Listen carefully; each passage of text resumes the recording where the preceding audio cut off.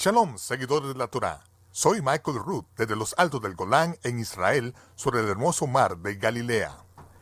En nuestro último episodio empezamos a explorar los textos hebreos antiguos del Evangelio de Mateo con el erudito de los rollos del mar muerto, Nehemia Gordon, desde Jerusalén. Nehemia estableció las bases críticas lingüísticas para que ahora podamos nosotros entender claramente que el antiguo texto hebreo del Evangelio de Mateo no podía ser una retraducción al hebreo de un texto griego más antiguo, porque éste mantiene las instrucciones lingüísticas originales hebreas y las figuras literarias hebreas que están ausentes en todos los textos griegos. También aprendimos que el antiguo texto hebreo de Mateo, que fue copiado por el doctor judío Shem Tov de Sharuk en 1390 de la Era Común, fue más tarde actualizado o corregido para ser leído más cercanamente al texto griego común, pero ahora que tenemos una versión mucho más original del Evangelio de Mateo, con que se puede trabajar un Mateo hebreo, tenemos la información que necesitamos para solucionar el problema que dio inicio a nuestra búsqueda. Recuerden, faltaban 2 días para la Pascua, cuando Yeshua hizo su último discurso público a sus discípulos y la multitud reunida en el monte del templo. Él declaró enfáticamente, de acuerdo a la versión de la Reina Valera, los escribas y fariseos se sientan en las sillas de Moisés. Todo lo que os digan que guardéis, guardadlo y hacedlo. La versión en griego y en español del Evangelio de Mateo nos dicen que Yeshua le ordenó a sus discípulos a obedecer a los rabinos. Sin embargo, seguidamente él dijo que esos líderes religiosos eran responsables por cerrar el reino de los cielos delante de sus seguidores. ¿Cómo debemos de reconciliar las palabras que Yeshua debemos de guardar y hacer todo lo que los rabinos ordenan? Porque ellos se sientan en la silla de Moisés con su rutina farisaica de quebrantar las reglas y regulaciones con casi todos los milagros que él hizo. Oro para que la verdad sea revelada a nosotros en Jerusalén y el Ruach HaKodesh, el Espíritu Santo, nos guíe en la verdad que ha estado enterrada alrededor de 2000 años. Pero voy a permitirle a Nehemia que les cuente el resto de la historia en el episodio 7 de la serie de 10 partes En busca del libro perdido. Descubrimientos en el antiguo texto del hebreo del Evangelio de Mateo. Ahora, cuando me enteré de esto, pensé que esto es increíble. ¿Cómo puede ser que el Evangelio de Mateo fuera escrito en hebreo? Eso es ridículo. Bueno, usted me trae estos argumentos lingüísticos, pero usted no se puede aparecer después de 2000 años y decirme que el libro fue escrito en hebreo. Usted tiene que tener algún tipo de evidencia anterior a esta, antes de Shem Tov Im Shaprut. Mi primera pregunta fue en realidad, está bien, el Nuevo Testamento se conserva desde el siglo III en adelante y en 5000 manuscritos. Y en cada uno de esos 5000 manuscritos está en qué idioma, en griego. Así que, ¿cómo puede ser que Mateo se haya escrito en hebreo si hay 5000 manuscritos griegos?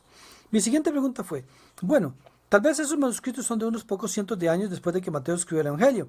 Tal vez en el periodo anterior habría algún tipo de testimonio que tendría que probar que fue escrito en hebreo. Tal vez de uno de los padres de la iglesia y dije, bueno, si Mateo fue escrito en hebreo realmente, ¿cómo es que ninguno de los padres de la iglesia nos dice? Y cuando investigué y en realidad me di cuenta de que nos dicen eso como un hecho. Papías fue uno de los padres de la iglesia que vivió en el año 60 a 130 de la Era Común. Y se refieren a él como discípulo de un hombre llamado Juan el Presbítero, a quien ustedes conocen como el autor del Evangelio de Juan. Y Papías, con su información privilegiada, dice sin rodeos. En el comienzo del siglo II, menos de 100 años después del ministerio de Yeshua, Mateo recopiló las palabras en el idioma hebreo. Dice esto como un hecho universalmente conocido y había hecho reconocido, que Mateo escribió su evangelio en lengua hebrea.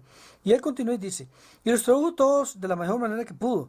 Esto es muy interesante en la segunda mitad, porque lo que él está hablando aquí es un reconocimiento de que fue algo muy difícil de traducir este evangelio del hebreo a otros idiomas.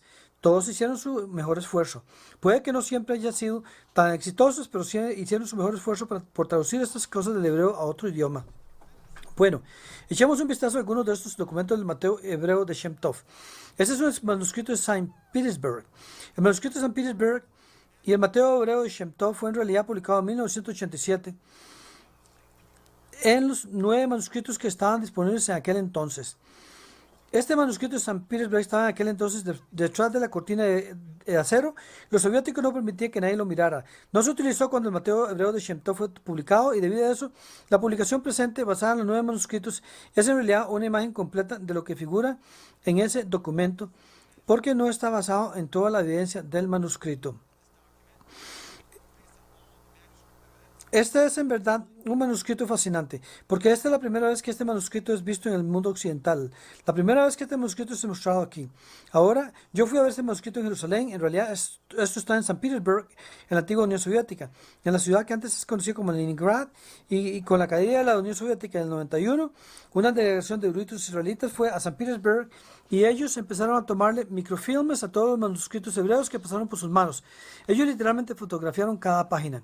Y cuando fui a ver el manuscrito de San Petersburg y Jerusalén, lo tomé y cuando se lo devolví al bibliotecario de la Biblioteca Nacional de Israel, me dijo algo muy interesante. Él dijo: Nehemia, había algo interesante en este manuscrito. Pensé que esa era una pregunta muy extraña. He mirado muchos manuscritos y nunca el bibliotecario me había preguntado si había algo interesante ahí. Ese es su trabajo. Y yo dije: ¿por qué me pregunta eso? Y él dijo: porque nunca nadie ha revisado alguna vez ese manuscrito antes. Esto había estado sentado ahí en Israel por más de 10 años y nadie había mirado este manuscrito. Nadie lo había estudiado. Simplemente hay miles de estos manuscritos hebreos que han sido descubiertos en la antigua Unión Soviética y se tomarán generaciones y generaciones de eruditos hebreos para estudiar todos estos manuscritos y descifrarlos. Nadie había visto este. Usted se podría imaginar que los manuscritos hebreos de los libros del Nuevo Testamento no tienen mucha demanda en la agenda de algunos eruditos israelíes. Así que, ¿quién sabe qué hay dentro de estas páginas de este manuscrito? Nadie sabe. Bueno, yo sé, pero en realidad nadie sabe porque nadie lo ha estudiado. ¿Y qué revelaciones de la verdad están a la espera de ser reveladas por el estudio de este documento? Este es otro manuscrito no publicado que es el Breslau o el manuscrito de Breslev. Este también se originó en la ciudad del este de Europa en la antigua Unión Soviética. Sin embargo, hoy en día este manuscrito no está en Breslev, se encuentra en Praga. También hay una historia muy interesante detrás de este manuscrito no publicado. En la década de 1940 los nazis saquearon Europa en busca de artefactos judíos, judaica, artículos de arte, manuscritos y rollos de la Torá. Todo lo que pudieron adquirir. Los trajeron a Praga y los pusieron en un museo que los nazis llamaron el Museo de la Raza Extinta. Porque la meta de los nazis era exterminar a los judíos. Y hasta el día de hoy, esa es la colección más grande del mundo de judaica. Este antiguo museo de la raza extinta, y quienes fueron exterminados al día de hoy y quienes no, es un testimonio, creo yo. Nosotros aún estamos aquí. Este es otro manuscrito. Este manuscrito está publicado. Este es de la Biblioteca Británica. Y la respuesta a nuestra pregunta en Mateo 23 se puede encontrar aquí. Este es otro manuscrito. Este manuscrito está publicado. Este es de la Biblioteca Británica. Y la respuesta a nuestra pregunta en Mateo 23 se puede encontrar aquí en este manuscrito, en las últimas 5 líneas, que es una sección de Mateo capítulo 23, versículos 1 al 3. Cuando leemos eso en hebreo, obtenemos un entendimiento completamente nuevo de estas contradicciones que estamos viendo ahora. En Mateo 15, Yeshua está diciendo que no obedezcan los fariseos. En Mateo 23, él está diciendo que obedezcan los fariseos. En este momento estamos luchando con esta contradicción. Cuando lo leamos en el hebreo, todo caerá en su lugar y tendremos un entendimiento mucho más claro. Ahora, quiero darles un consejo, porque sé que esta es una sesión muy larga, pero esto es algo que no va a aprender en otro lugar y esto realmente es algo fundamental. Lo que estamos presentando hoy aquí es la punta del témpano. Ni siquiera se sabe aún que el témpano existe. Simplemente estamos estableciendo las bases. En realidad, estas son cosas fundamentales. Aquí está el libro que escribí sobre este tema. Se llama Yeshua hebreo frente al Jesús griego.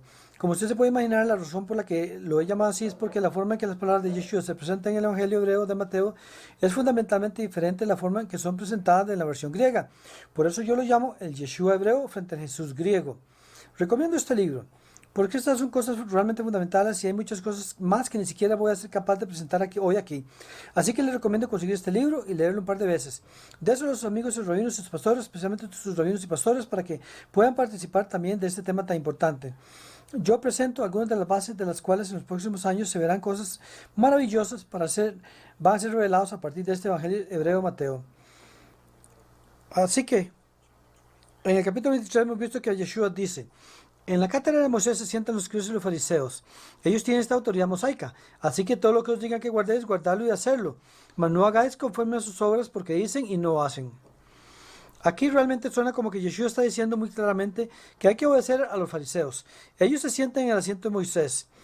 De manera que usted tiene que obedecer lo que ellos le ordenen hacer si usted va a ser obediente a lo que Yeshua dice. Bueno, ya hemos visto que esto no tiene mucho sentido.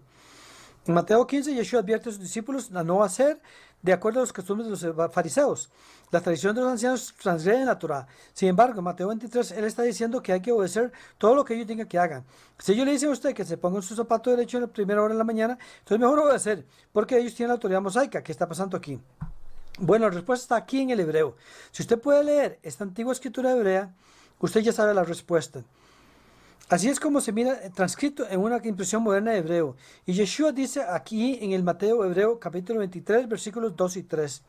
Al kise Moshe Yeshu Hafrashim Beha Shachamim Beata Ko Hasher Yomar Lahem Shimru Beasu Ubetakanot Tehem Umaasem Al Tasu Shehem Omrin Behem Enam Osim.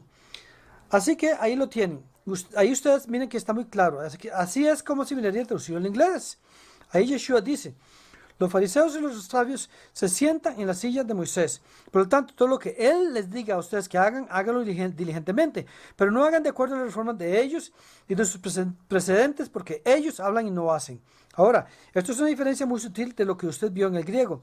Una diferencia de una sola palabra, principalmente una sola palabra en el griego, dice Mateo, todo lo que ellos digan que usted debe obedecer, todo lo que ellos digan, ellos refiriéndose a los fariseos. En el hebreo, él dice que ustedes deben de obedecer todo lo que él diga, él refiriéndose a Moisés. Así que, a la diferencia de esta sola palabra cambia fundamentalmente el mensaje de Yeshua. Lo que él está diciendo ahora es que la afirmación de autoridad de ellos es que ellos se sientan en la silla de Moisés, por lo tanto hagan lo que dice Moisés, obedezcan a Moshe. Ellos afirman su autoridad, ya que están sentados en esta silla de piedra ornamentada en la sinagoga, sentados ahí enseñando con supuesta autoridad, sentados en la silla de Moshe, entonces obedezcan a Moshe, hagan lo que dice Moisés. Ahora, ¿cómo sucedió esto? ¿Cómo cambió de ellos dicen a él dice? Bueno, así es como se mira en hebreo en los manuscritos hebreos. Y usted puede ver que es muy similar, es casi idéntico. Y la diferencia entre él dice y ellos dicen es la diferencia de una sola letra hebrea Vav. Esta única letra, la adición de esta única letra cambia el mensaje inicial de Yeshua, que fue una instrucción a sus discípulos de obedecer a Moshe, a una instrucción por sus discípulos de obedecer a los fariseos. Así que, cuando su mensaje era algo que tenía mucho sentido, la afirmación de autoridad de ellos es que ellos se sienten en la silla de Moisés, por lo tanto hagan lo que Moisés dice. A este mensaje que construye sus propias palabras en Mateo 15, que son obedezcan a los fariseos. Yeshua continuó diciendo en el Mateo hebreo, no hagan de acuerdo a sus reformas y a sus precedentes. Y la palabra traducida aquí como reformas en hebreo es takanot. Hemos escuchado esa palabra antes, así que vamos a repetir esa palabra, takanot. Takanot son las leyes que hechas por el hombre como lavar las manos, y Yeshua está advirtiendo a sus discípulos de no hacer de acuerdo a los takanot de ellos. Y yo he traducido esto antes como decretos. Una definición de diccionario más precisa de takanot es las reformas que cambian la ley bíblica. Así es como la palabra se define con mayor precisión en el diccionario Jastrof, que es el diccionario normativo de los primeros rabinos hebreos, a finales del segundo templo hebreo. Reformas que cambian la ley bíblica. Y el ejemplo clásico de una de estas leyes de hombre, esos takanot, es el mandamiento de los rabinos de lavarse las manos antes de comer pan. Ahora que entendemos Mateo 23, vemos que Yeshua no le está diciendo que obedezcan a los fariseos. Él está diciendo que obedezca a Moisés. Aún así tenemos que regresar a Mateo 15 y ver lo que dice ahí en el hebreo. Si partimos de lo que era una contradicción en el griego, no podemos simplemente ver el hebreo de un pasaje y no ver el del otro. Así que vamos a ver Mateo 15 en el hebreo, y ahí leemos que Yeshua le dice a los fariseos, ¿por qué ustedes también transgreden el mandamiento de Dios con su tradición? Ustedes han dejado sin efecto el mandamiento de Dios por su tradición. ¿Alguien puede adivinar cuál es la palabra hebrea después de tradición? La palabra es takanot.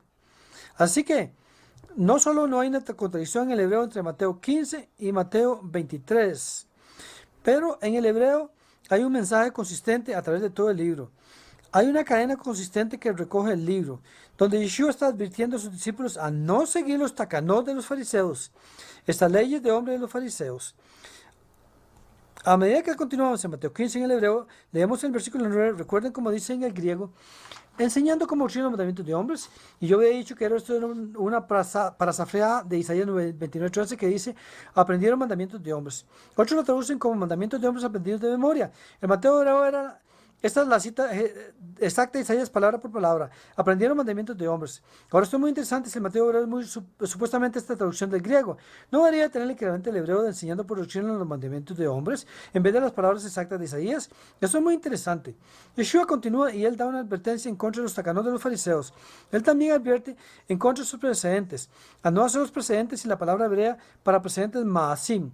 Maasim es una palabra que miraremos en un momento, pero estas son dos palabras muy importantes, takanor y maasim, porque estas son las dos cosas que usted es discípulo de Yeshua.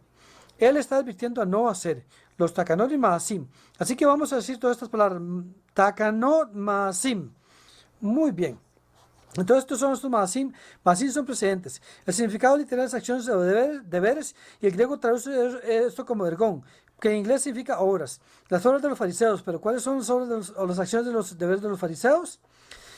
En la terminología fariseica, maasim se refiere a los precedentes o acciones o deberes que sirven como precedentes. ¿Y qué quiere decir esto, con esto? Bueno, ya hemos visto que la ley farisea necesita legislar todos los aspectos de la vida. Literalmente desde el momento que usted se despierta en la mañana al momento que se va a dormir en la noche. Por ejemplo, los fariseos le ordenan a los discípulos cuál zapato ponerse primero en la mañana. Entonces, ¿qué hace un fariseo cuando llega a una nueva situación donde la ley oral no le dice qué hacer? Por ejemplo, si él vive en un país donde no tienen cordones de zapatos y él no sabe cuál zapato ponerse primero en la mañana porque él no tiene que amarrárselo primero porque no hay cordones. Entonces, lo que él hace es, él repasa la ley oral buscando instrucción, y él repasa la traducción y la ley de hombres. Y si él no puede encontrar ninguna instrucción de cuál zapato ponerse primero en la mañana, si no hay cordones, él luego va y busca uno de los presidentes de uno de los rabinos. Eso significa que él busca y dice, sabemos que a tal y tal, un rabino en tal ocasión, se puso primero su zapato derecho, a pesar de que no tiene cordones, y eso se convierte en un precedente. Eso luego establece cuál es la norma correcta o el estándar apropiado de comportamiento. La suposición es que el rabino no podría estar pecando. Y si él puso el zapato derecho primero, a pesar de que no tiene cordones, esa debe ser el estándar apropiado de comportamiento. Lo que Yeshua está diciendo es, no vean los precedentes de los fariseos como los estándares apropiados de comportamiento. No hagan de acuerdo a sus precedentes. Hagan como dice Moisés, no de acuerdo a los takanot de ellos y sus maasim. Veamos rápidamente un ejemplo de un precedente. Este es un precedente presentado en el Talmud. Y dice que un maase singular de maasim, así que un precedente en el cual Ramban Gamliel, usted probablemente pensaba que se pronunciaba Gamaliel, pero la pronunciación correcta en hebreo es Gamliel. Y Gamliel, como todos saben, fue el maestro fariseo de Shaul de Tarsos, de Pablo. Sin embargo, ese es el nieto de Gamliel, Gamliel el segundo. Así que un precedente en el cual Ramban Gamliel, el segundo de los ancianos, estaban viajando en una nave, cuando un gentil hizo una rampa en la cual descender, y Ramban Gamliel y los ancianos descendieron en ella. Entonces, ¿de qué se estaba hablando aquí? Los fariseos empezaron con el principio de que si alguno construyó algo para usted en Shabbat, usted no lo puede usar. Si ellos construyeron una rampa para usted en Shabbat, usted no puede usar la rampa. Así que luego ellos hicieron la pregunta, ¿qué? Y si la rampa fue construida en Shabbat, pero no fue específicamente para mí, ¿puedo usarla? La ley oral no les dice qué hacer, así que ellos van y dicen, muy bien, recordamos que no era Ramban Gamliel, el segundo descendió una rampa, y eso nos dice que este es el comportamiento adecuado y tal cosa es permitida. En otras palabras, el comportamiento de los rabinos con circunstancias específicas se convierte en el estándar por el cual uno debe comportarse en el futuro. Y lo que Yeshua le está advirtiendo a sus discípulos es, no hagan conforme a los takanot de ellos y no hagan acorde a sus maasim. Su afirmación de autoridad es que ellos se sientan en la silla de Moisés. Por lo tanto, hagan lo que él dice. Hagan conforme a lo que dice Moisés. Lo que hemos visto hasta ahora son las palabras de Yeshua en el griego. Lo que nos venture a llamar al Jesús griego, porque así es como él se llama en griego, y Jesús, o Jesús, el Jesús de griego, él viene y cambia la Torah, agregándole la Torah y quitándole. Él dice, no se preocupe acerca de no agregarle la Torah, hagan todo lo que los fariseos les digan que hagan. Si ellos dicen que zapato ponerse primero en la mañana, pongan el zapato derecho primero, aunque eso contraría lo que él dijo 8 capítulos antes de Mateo 15. Ahora hemos visto esto por otra parte, que Yeshua hebreo en realidad le está diciendo al pueblo, hagan como dice Moisés, su afirmación de autoridad es que ellos se sientan en la silla de Moisés, hagan como él dice, hagan como dice Moisés. Así que las palabras de Yeshua, tal como él está presentado en el Evangelio hebreo de Mateo, en realidad están promulgando la Torah. Ahora, ¿qué es de la aclaración de por qué ellos dicen que, pero no hacen? Cuando leí esto por primera vez, mi pregunta fue, ¿qué es lo que ellos dicen y qué es lo que ellos no hacen? Cuando leemos esto en el griego, está muy claro que está diciendo que ellos son hipócritas. Pero ahora en hebreo tenemos todo un nuevo contexto. Él no está diciendo que obedezcan a los fariseos a pesar de que ellos no hacen lo que ellos dicen. Él está diciendo obedezcan a Moisés. Entonces, ¿qué es esto? Ellos dicen y no hacen. ¿Qué están diciendo y qué no están haciendo? Cuando leí esto por primera vez, no estaba muy seguro de cuál era la respuesta. No estaba muy claro. La respuesta vino a mí de una manera muy extraña. Yo había recibido un correo electrónico hace varios años atrás de alguien que estaba confundiendo caraítas con samaritanos. Yo les mencioné que los caraítas son judíos estrictamente en el Antiguo Testamento, Tanakh. Y los samaritanos, ustedes saben, por supuesto, el Nuevo Testamento, son la gente en Samaria que adora en el monte Gerizim. Vamos a hacer un rápido repaso de la diferencia. Los caraítas, por supuesto, creen en todo el Tanakh, el Antiguo Testamento, mientras que los samaritanos creen solo en los 5 libros de Moisés, la Torá, y su Torá en realidad es diferente a la Torá utilizada por todos los otros judíos. La Torá a los samaritanos les manda a adorar en el lugar alto del monte Gerizim, la cual es una montaña fuera de Nablus, de Shechem, mientras que los caraítas adoran Jerusalén y se vuelven a Jerusalén en oración, tal como el rey Salomón habla de esto en 1 Reyes 8. Por supuesto, los caraítas son israelitas o judíos, mientras que los samaritanos son babilónicos que fueron establecidos por la fuerza en la tierra de Israel por los reyes de Asiria después de que las 10 tribus del norte fueron expulsadas de Israel. En la historia de los samaritanos en realidad se da en 2 Reyes de capítulo 17, donde habla acerca de cómo las 10 tribus fueron exiliadas de Israel. El rey de Asiria no quería que esta fuera una tierra vacía, así que trajo gente de Cutat, de Babilonia, y lo estableció en la parte norte de Israel. Y habla acerca de cómo cuando ellos se establecieron por primera vez en la tierra, fueron atacados por una plaga de leones y dijeron, ¿por qué estamos siendo atacados por leones? Debe ser porque no estamos orando al Dios local. Entonces fueron a donde el rey de Asiria y le dijeron, ¿nos podría dar un sacerdote que nos enseñe cómo orar al Dios local? Que por supuesto en este caso era el Dios de Israel. Entonces, ¿a quién le envió el rey de Asiria? Él envió a uno de los sacerdotes de las 10 tribus del norte. Este era uno de los sacerdotes que hizo que las 10 tribus del norte fueran exiliadas a la primera vez. Y lo que les enseñó fue las costumbres de las 10 tribus perdidas que hicieron que les exiliaran. Y él trajo la Torá con él. Pero al mismo tiempo él también les enseñó de acuerdo a las tradiciones de estas 10 tribus. A orar en lugares altos y a sacrificar fuera del templo de Jerusalén, el monte Gerizim y otros lugares. Y luego en 2 Reyes 17, versículo 34 se resume la tradición de los samaritanos y dice, hasta este mismo día, ellos de acuerdo a sus tradiciones antiguas, de acuerdo a sus estatutos y sus juicios, así es como se lee en el hebreo. Ellos no toman a Jehová y ellos no hacen. Y luego en el hebreo las palabras ellos no hacen están aisladas de tal manera que enfatiza estas palabras. Luego se completa la oración y dice, de acuerdo a la Torá y los mandamientos que Jehová le ordenó a los hijos de Jacob, así que ¿qué es lo que los samaritanos lo hacen? Ellos no hacen de acuerdo a la Torá. Ahora, después de que leí Mateo 23 y luego volver a leer este pasaje, me di cuenta de que en hebreo esto suena muy familiar. A un estilo similar aquí me pareciera que Yeshua estaba haciendo eco de las palabras de 2 Reyes 17:34 acerca de los samaritanos. Yo creo que lo que él estaba diciendo era que tal como los samaritanos de antes hicieron de acuerdo a sus estatutos y a sus juicios y no hicieron de acuerdo a la Torá, así también los fariseos de su misma era hicieron de acuerdo a sus takanot y a sus maasim, sus reformas y sus precedentes. Y ellos hablaron Torá, pero no hicieron Torá. ¿Y qué quiere decir él con ellos hablan Torá? Ellos se sientan así a Moisés, hablándoles de la Torá a ustedes todo el día, pero lo que realmente le están diciendo no es la Torá, es solo el aspecto de la Torá. Lo que realmente le están diciendo son sus reformas y precedentes, y ellos en realidad no hacen Torá. Así que una vez más, lo que vemos hasta ahora es que en el griego Jesús viene y cambia la Torá diciendo, obedezcan a los fariseos, mientras que en el hebreo él realmente está defendiendo la Torá. Ahora, en vista de ello, ¿cómo explicamos que este pasaje de Mateo 5? Mateo 5, 6 veces Yeshua dice en el griego, oísteis que fue dicho, pero yo os digo. Cuando usted lee esto en inglés, en realidad suena como que Yeshua o en el griego Jesús viene y cambia todos los mandamientos de la Torá, agregándole, quitándole, modificándola.